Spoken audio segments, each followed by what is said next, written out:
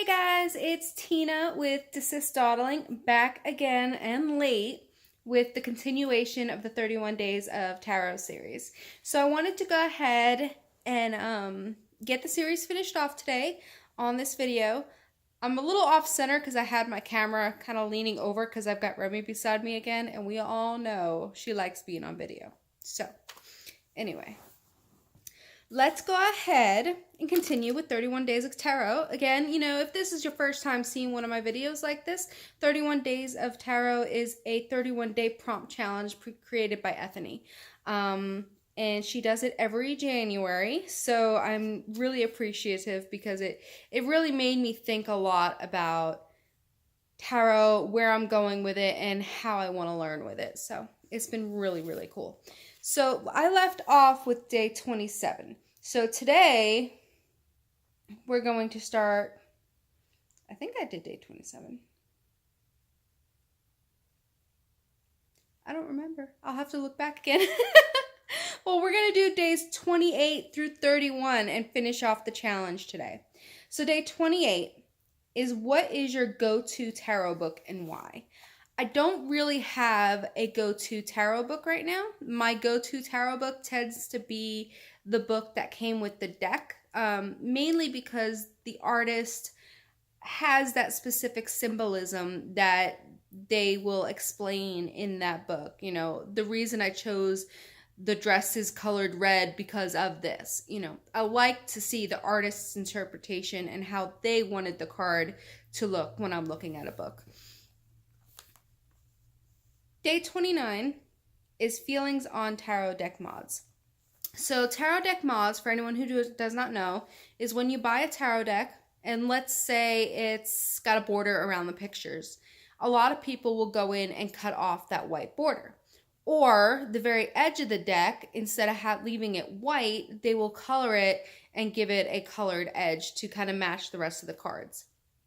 I think it looks amazing when people do it, but I personally am scared to do it. I am so afraid of messing up a deck by trying to mod it myself and then being without a deck that I don't want to mess with that right now. Eventually I might, I do love the look of the borderless cards. The white just kind of takes away from the art of the actual card itself. So anything that has no border is always preferred. Day 30. Guess I could actually read the actual question. Do you carry out predictive tarot readings? Yes, no, or why?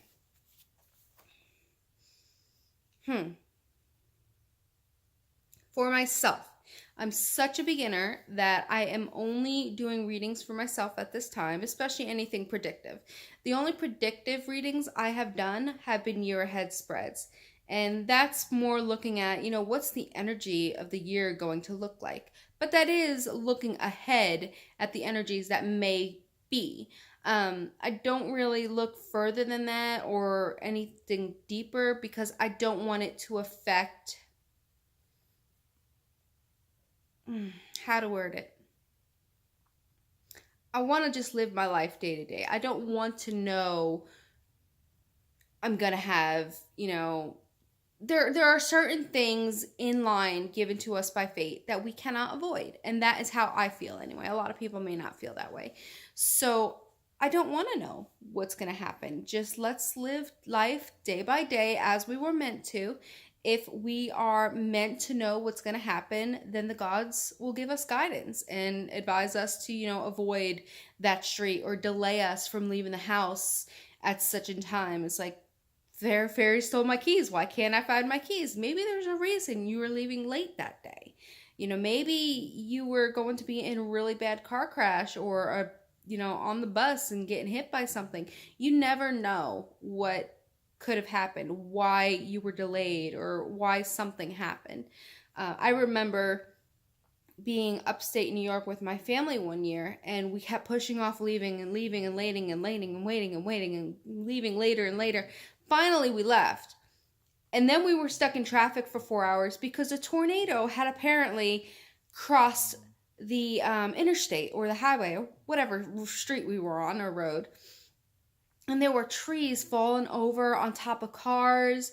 And it's like, if we had left on time, who's to say that wouldn't have been us? So that's kind of how I see predictive readings. I like to see what the energy may be next month or for the month ahead.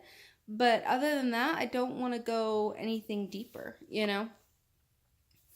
And then, drum roll, the last day for January, day 31. What questions do you most often ask the tarot for yourself and for others? So I mostly still do readings for myself only. I've done one reading for someone else. I actually read a year ahead spread for my soon-to-be husband.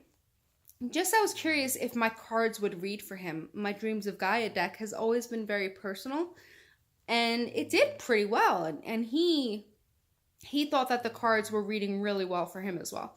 So that was pretty interesting. But as far as day to day, the most common question I ask is a single card drawer. You know, what message does deity have for me today?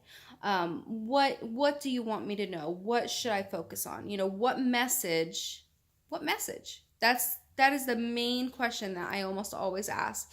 What message do you have for me on this day? And yeah, so short and sweet. You know, that's another reason why I love 31 Days of Tarot, because it gets me on YouTube. But they're short videos. You know, they don't have to all be 20-minute videos. I can do, like I said, 4 questions and I'm under 7 minutes. So, yeah. So that's the end of 31 Days of Tarot. If you've stuck with me all the way, thank you so much. Please leave a comment. Let me know what you thought. And I will definitely be doing this again next year. And I'll have a lot more education under my belt too. So I'm really excited to compare what this year looked like versus what next year is going to look like. But that's all for me. You all have a fantastic day, and blessed be. Bye, guys.